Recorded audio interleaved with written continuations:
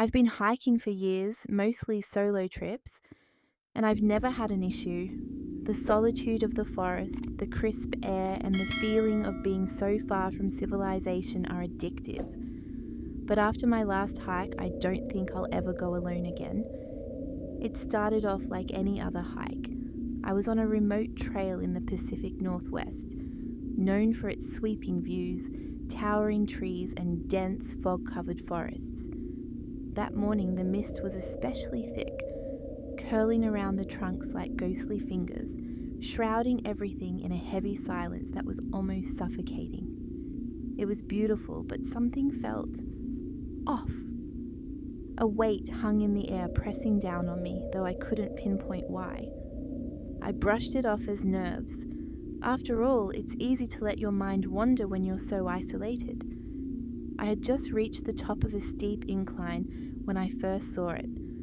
A figure standing far off on the ridge, partially obscured by the fog. It was hard to make out any details from that distance, but something about the way it stood there, utterly still, made my stomach drop.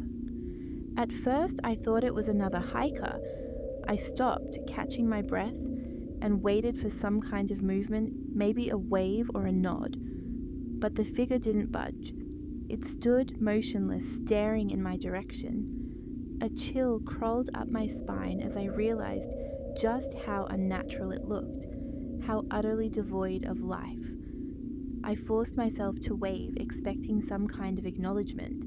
Nothing, just staring. My hand faltered, dropping to my side, and a wave of unease washed over me. I decided to move on, telling myself it was just my imagination, or maybe a trick of the light playing off the mist. But as I descended into the valley below, I kept glancing back, and each time my heart would skip a beat. The figure was still there, still standing on the ridge, still facing me. And then it moved, but not like a person. It didn't walk or run, it just shifted. 1 second it was on the ridge, and the next it was closer, like it had blinked through the fog. That's when my pulse quickened, my breath growing shallow. Paranoia gripped me, tightening around my chest like a vice.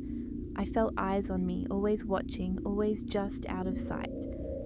My pace quickened, my steps becoming uneven as I pushed through the undergrowth, the trees closing in around me. The deeper I went, the worse it got. The forest became darker, the mist thicker, and the air colder. Every rustle of leaves made me jump. Every snap of a twig felt like a death sentence. I tried to stay calm, tried to convince myself I was imagining things, but deep down I knew I wasn't alone. The figure, whatever it was following me. I didn't know how, but it was always there, always just out of view, waiting for me to look away. When I did, it moved, faster than I thought possible. One moment I'd catch a glimpse of it far behind me, and the next, it was in front, always watching, always waiting. As the sun started to set, casting long, twisted shadows over the trail, I knew I was running out of time. I needed to reach my camp before dark, but the figure seemed to know my path. It was there, standing in the distance, barely visible through the thickening fog, and it wasn't alone anymore. Other shapes began to emerge from the mist, indistinct, dark figures all staring in my direction, all motionless. My heart hammered in my chest as I realized they were surrounding me, slowly closing in like a predator toying with its prey. I panicked. I thought I could shake them by going off trail, cutting through the thick underbrush in a desperate attempt to lose them. But that only made things worse. The trees twisted and bent unnaturally as if the forest itself was working against me, guiding me deeper into its heart, trapping me. My mind was racing, my thoughts a tangled mess of fear and confusion. The figures followed, moving closer every time I blinked. My flashlight flickered, casting wild, jittery beams of light across the trees, and then I saw it, a glimpse of the figure's face for the first time. Its eyes, if you could call them that, were hollow, empty voids that seemed to pull at my very soul. Its mouth was twisted into a grotesque grin, far too wide, with rows of teeth that looked sharp enough to tear flesh from bone. I ran, I didn't care where, as long as it was away from those things. My legs burned, my chest ached, but I couldn't stop. I couldn't even think. All I knew was that if I slowed down, if I hesitated for even a second, they would be on me. I could feel them behind me, their cold breath on my neck, their fingers grazing the back of my shirt. I tripped. My foot caught on something, a root or a rock, and I went down hard. My flashlight tumbled from my hand, its beam spinning wildly before it blinked out, leaving me in total darkness.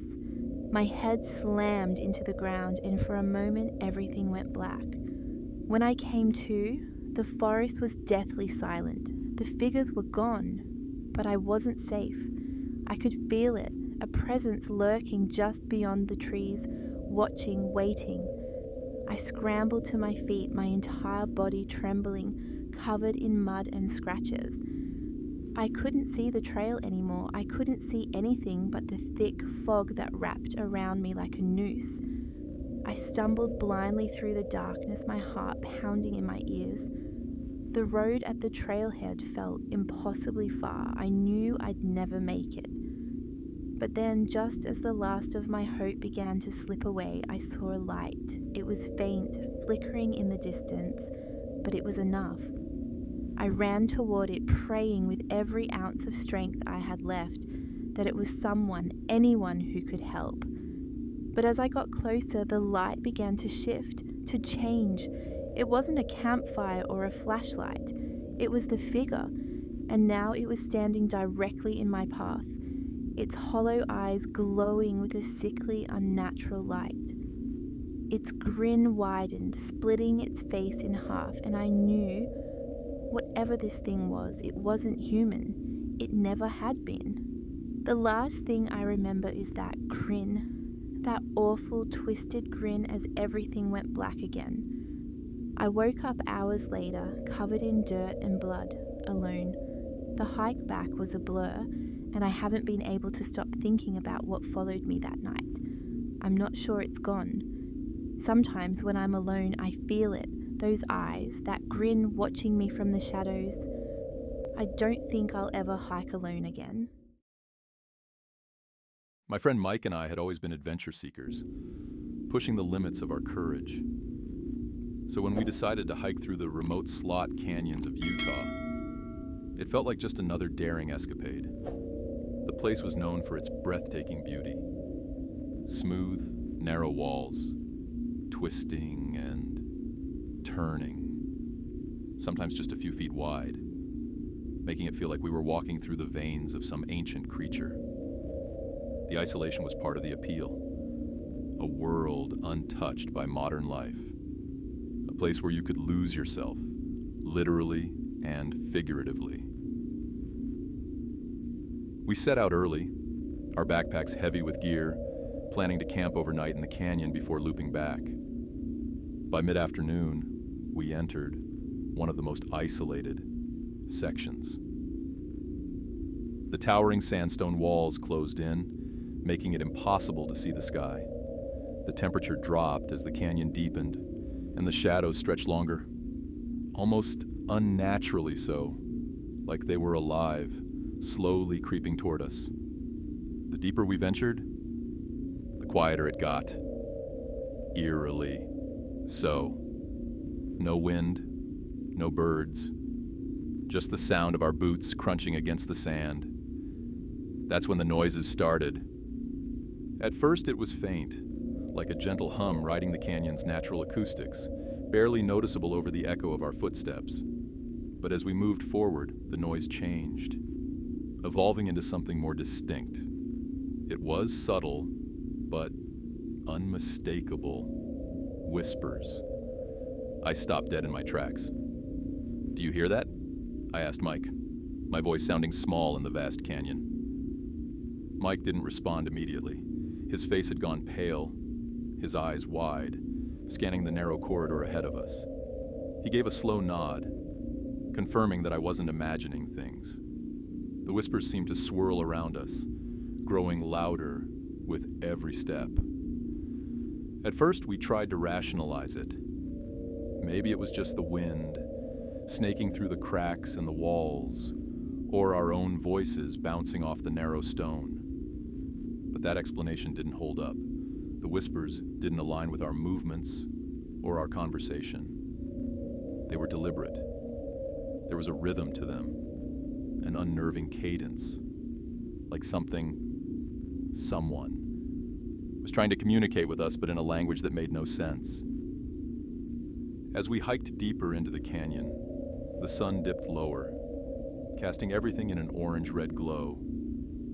The shadows danced on the walls, twisting into grotesque shapes. Every now and then, I'd catch a glimpse of something moving out of the corner of my eye, but every time I turned, there was nothing.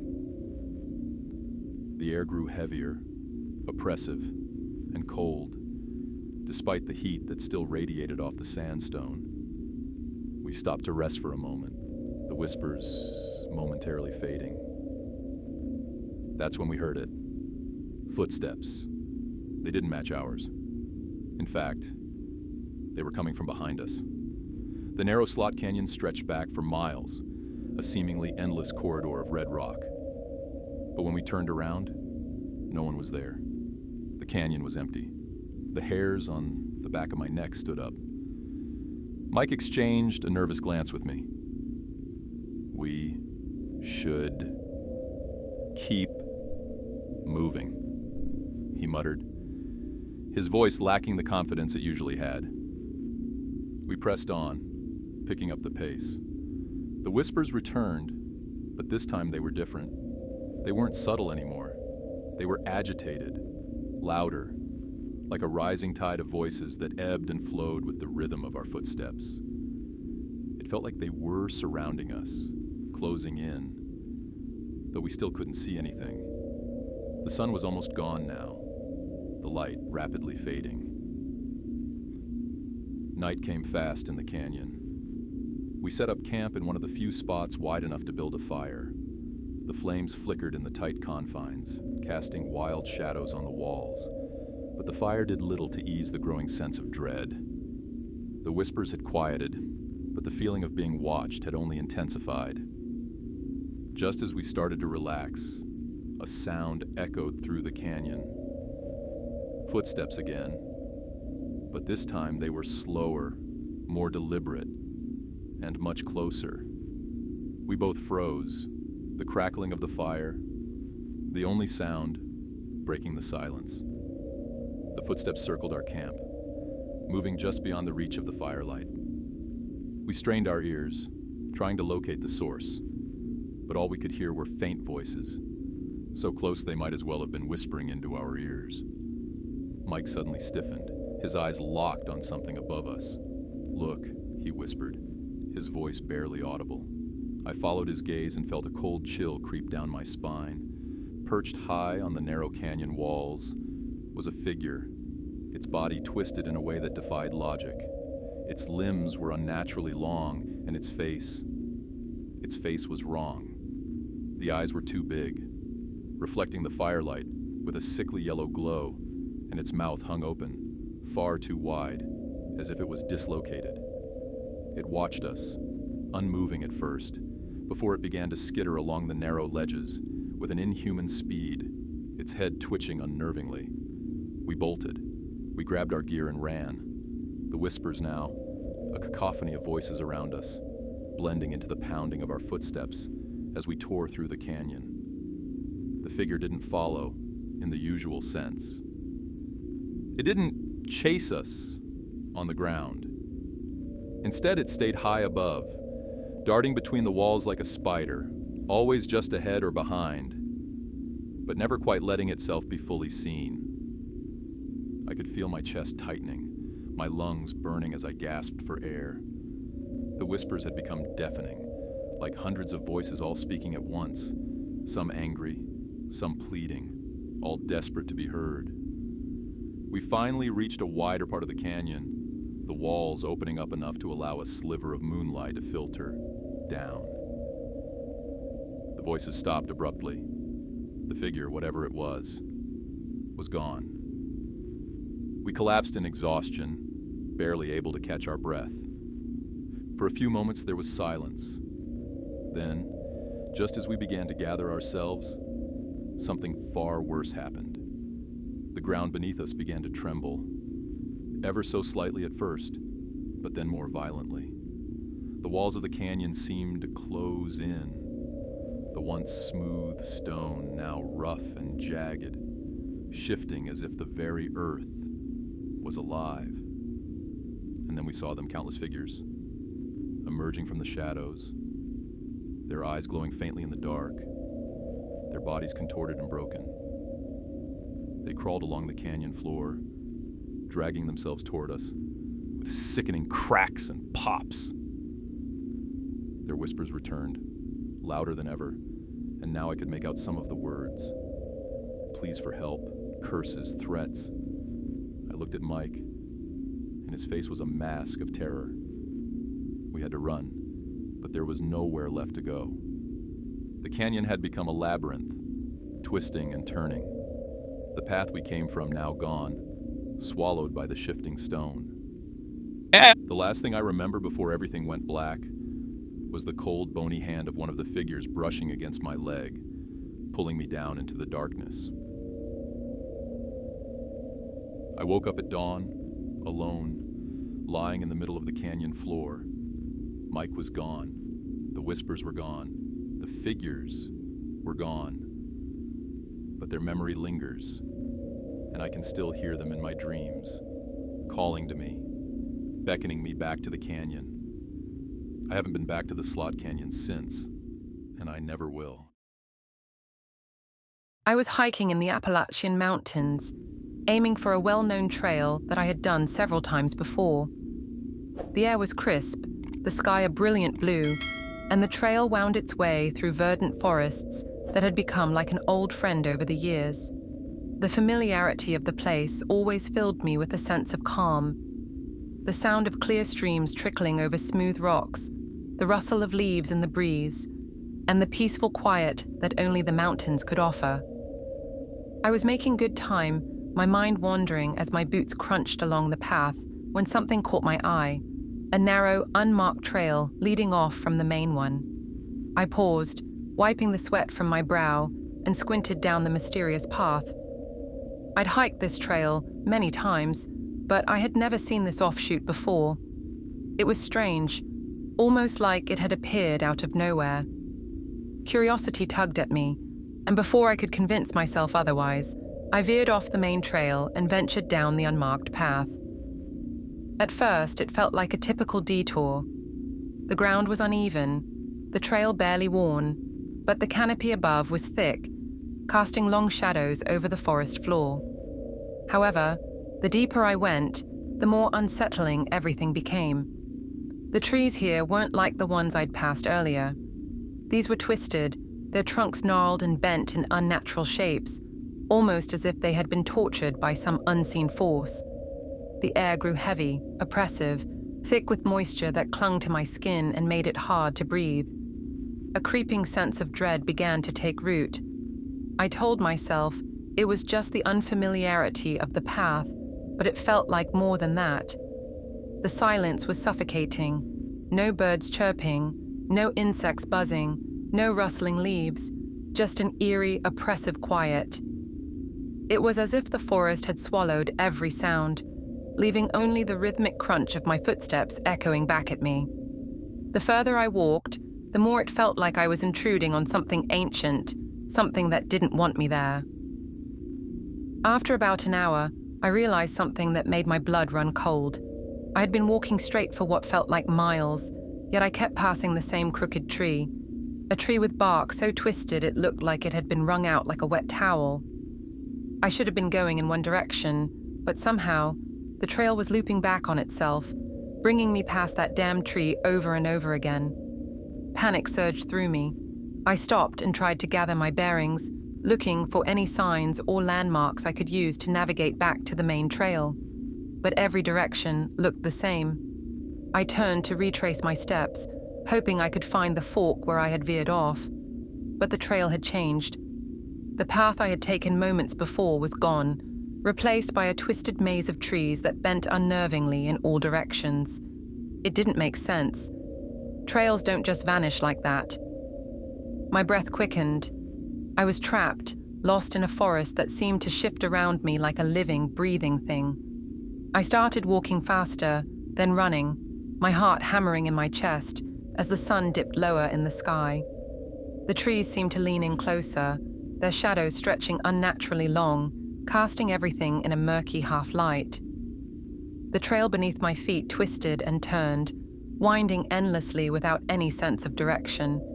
As the daylight faded, my desperation grew. That's when I heard it. A faint humming, barely audible at first, carried on the still air. It sounded like someone softly singing a lullaby, the kind that mothers hum to soothe restless children to sleep. But there was something wrong with it, something off about the tune, as if the melody was twisted in a way that made my skin crawl. The hair on the back of my neck stood on end, and every instinct screamed at me to turn back, to run, but I couldn't. The sound was drawing me in, pulling me deeper into the woods. Against my better judgment, I followed the humming. I told myself it was a person, maybe someone who could help me find my way back. But as I trudged further into the thickening forest, the uneasy in my gut twisted into full-blown fear. The trees closed in tighter, their branches curling over the trail like skeletal hands. The trail beneath me became harder to navigate, the roots of the trees seeming to rise out of the ground, trying to trip me up. Then I saw it, a small clearing shrouded in mist, and in the center of it stood an old, decrepit cabin. It looked like it had been abandoned for decades, maybe longer. The wood was rotting, the roof sagging, and vines crawled up its sides like claws gripping its walls. The humming had stopped the moment I saw the cabin, leaving a dead silence that was somehow worse than the sound itself. The air here was colder, the stench of decay thick and sour, and I hesitated at the edge of the clearing, every part of me screaming to turn back. But something about the cabin drew me closer. My feet moved of their own accord, one step at a time, toward the door that hung crookedly on its rusted hinges. As I approached, the door creaked open ever so slowly, as if it had been waiting for me. My pulse pounded in my ears, drowning out every other sound. I peered inside, but the darkness within was impenetrable. Still, I couldn't stop myself. I stepped over the threshold. The air inside the cabin was thick, damp, and filled with the overwhelming stench of rot. The floor creaked under my weight, and the walls seemed to close in around me, making the space feel much smaller than it appeared from the outside. My eyes struggled to adjust to the gloom, but as I stood there, I heard it again. Footsteps, slow, deliberate, and coming from above. The floor above me groaned under the weight of something heavy, something dragging itself across the floor. I backed away, my heart thundering in my chest, but the door slammed shut behind me with a deafening crash. I froze, terror gripping every fiber of my being. The footsteps grew louder, closer, accompanied by the soft, sickening sound of something dragging along the floor. My breath came in ragged gasps as I stared up at the ceiling, waiting for whatever was up there to show itself. And then it stopped. The silence was deafening, oppressive. My eyes darted around the room, looking for any way out, but the windows were boarded up, the walls thick with grime and mold. I was trapped. Then, from the corner of the room, I saw it. A shadow, darker than the rest, moved ever so slightly, shifting in the corner of my vision.